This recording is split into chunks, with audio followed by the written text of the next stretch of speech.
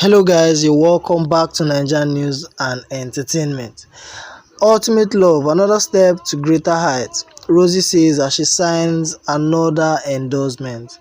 Ultimate Love star Oluwabunmi Rosemary Afowape, popularly known as Rosie, has just signed a new endorsement deal with an elite hair company. Rosie took to her official microblogging platform via Instagram to share new photos of herself signing a contract with an award-winning hair brand.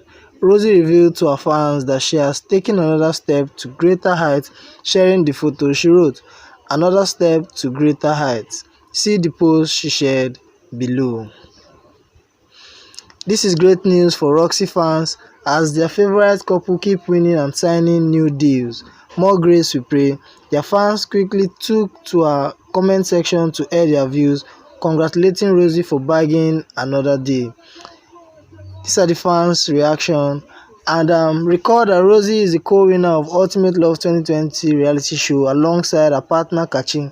They were known by the couple name Roxy, which has become a household name since they won the show. Rosie and Kachi are now engaged and soon to be married. So guys, if you're a true fan of Rosie and Kachi, kindly drop a comment in the section below.